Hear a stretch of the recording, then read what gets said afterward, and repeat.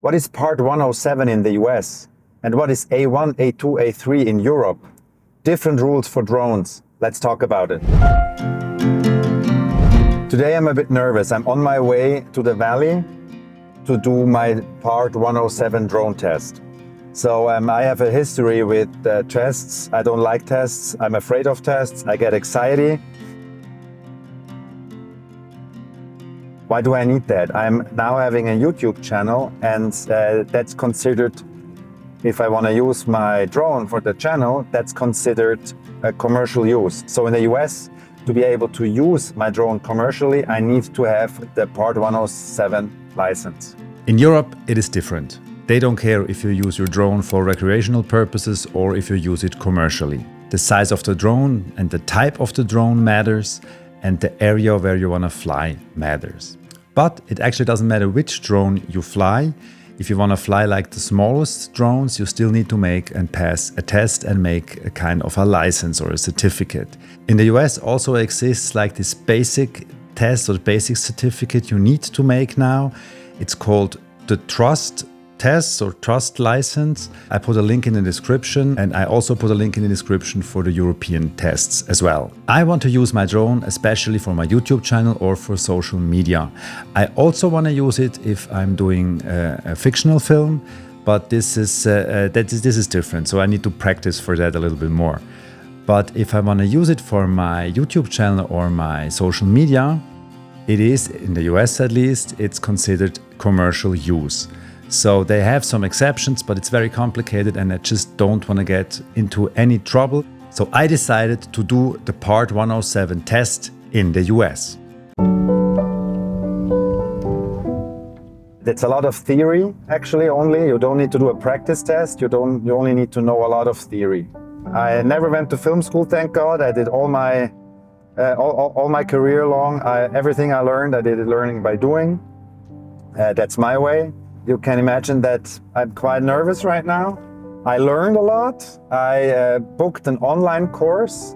There's a site which is actually a bit, I don't know them personally, but I can really recommend them. It's called Pilot Institute. The guy is called Greg. He is in Arizona, and he has a perfect course to learn everything about the Part 107 test and actually about drone flying in the US and drone flying in general. First I thought, wow, why do I have to have a test and why do I have to have a license? But actually it makes sense because there is a lot of very interesting knowledge, and I'm also, I used to be afraid of flying. That course actually helped me to understand aviation a little bit more. It's a nice side effect that when I'm sitting in a commercial plane now, I know what all the signs mean when we're on the taxiway to the runway. So I'm not saying I can fly a commercial airplane, but it helps me understand stuff, and I like to understand stuff. It's actually a lot of material. It took me about 2 weeks. I did like every day, I did like a good hour, and then I did, you can do sample tests, and I worked my way through that. At the end of the course, you can do like a sample test, and you can do it all over again. It's different questions. It gives you a feeling of how the test will be. It's about 60 questions, and you need 70% you need to do right. As it gets closer, I'm getting more nervous, and I'm not sure if it was a good idea to record a video on my way to the test. When you score 90% in that test, I can send Greg the testing results, and I'm getting a free t-shirt. So maybe in the next video, maybe in the end of the video, I will have a t-shirt from the Pilot Institute. Because the good thing I'm realizing, if I'm talking to the camera right now, I'm not thinking about the test, so I'm not so nervous anymore. I have arrived. I'm pretty nervous, and yeah, let's see how it goes. Wish me luck.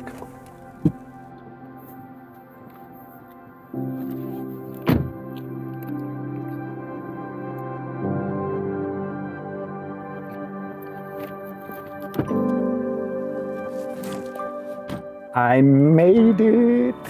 87%, not 90%, so I will not get a t-shirt from Pilot Institute, but 87% is good. I'm very happy. I passed! So on my way home, I'm gonna talk to you about what they asked me and how the test was. It was a very nice guy was there. He checked me, my registration. You have to have your license with you. They made the copy of my driver's license, and there were two other guys. There was a very, very small room. There was a monitor. I had like this little box. There was those little like wooden boxes. And I had my monitor, and it's a very old computer with a Windows running, and your test loads, and then you start answering your question. You have 2 hours for the 60 questions. I went through my stuff twice, and I was still early. I had some questions I was not sure, and now this is also what Greg tells in the course. The questions he has in his sample tests are questions. Some of those questions were actually in the test, but not every question. I would say about half, and the other half I could answer because I had a deeper understanding thanks to the course.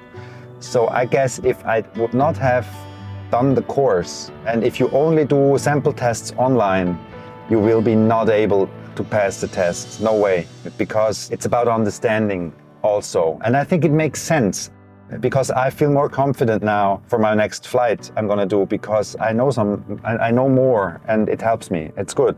You should do it. Unfortunately, this paper does not tell me which questions I did wrong. It only tells me which sections of the Part 107 rules I did not answer correctly. So I need to go back and check all those strange codes to find out what I actually did wrong, which I'm gonna do because I wanna know. This is not my license. I have to apply now for the license.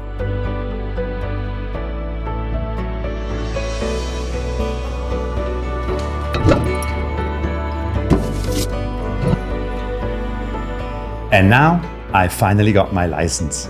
So let's open it.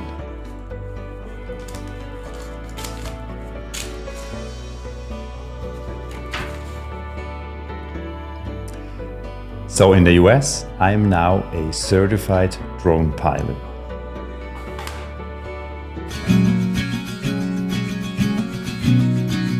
Back in Europe, the Part 107 license doesn't mean nothing.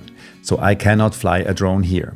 So I did my initial test, my A1, A3 test. It's called, in German, it's called der kleine Drohnenführerschein, which basically means the small drone driver's license, flying license. And with that, you can fly smaller drones, and you can fly outside of civilization or in special dedicated drone areas. You need to have that test. It's an online test. It's very simple. It's 40 questions. You cannot fail it. And if you fail it, you can just redo it. But you need that certificate if you want to fly a drone. Even if you want to fly a drone on your vacation, you need to have that when you are in the European Union. If you want to fly bigger drones, and with bigger drones, I mean drones like that are heavier than 250 grams. And if you want to fly those near civilization, where people are nearby, and nearby means within a range of 30 meters, you need to have the A2 license. And the A2 license is basically a baby Part 107 license. It has the same topics you need to learn. It has the same stuff you need to know. The stuff you need to know does not go as deep as the Part 107 in the US. So I'm very happy that I did the Part 107 first. And then I also booked a German, or basically it was a Dutch class, and I could take it in German as well. So I did that. It was more a slideshow kind of schooling. There was no person talking to me via video, like in Greg's online course. It was just some slides, and those slides gave me an overview of what they want to know in Europe when you do that A2 test. So I was very happy that I already had Greg's course in my head and that I made the Part 107 test, because it was easier for me now. If you are not having done the Part 107 in the US, if you didn't take Greg's course in Europe, I highly recommend to do an online video course, or you can even do an in-person course or a video conference course where you have a person explaining it to you. It's much more understandable, especially stuff like airspace and stuff like weather. I still struggle with the weather part, but it's much easier if somebody explains it to you instead of just having some slides with some text. At least for me, it's easier. When you take the test, that's different in Europe. You can do it from your home or from your office. I did it in my office. You can do it via video conferencing. There is a guy watching you while you're taking the test. It has also, I can't remember, it has 45 something questions. You can have some 30% wrong, I think, and then you pass the test. You can also redo it once, I think immediately. I didn't have to do that. I passed it the first time, even though I was nervous again, but I passed it the first time as well. This was my journey to my European and my American drone license. I can now fly drones commercially in the US, or I can fly drones near people here in Germany. I have the license for that and I have the knowledge for that. And I am happy because I can use it for my channel now, and I can also use it for my fictional films. When I have some establishing shots or that kind of stuff, I'm allowed to do that myself now. And this is very exciting for me. If you like this video, please give me a thumbs up and consider subscribing to not miss future videos. If you're interested in drone photography, check this video out next. Stay curious!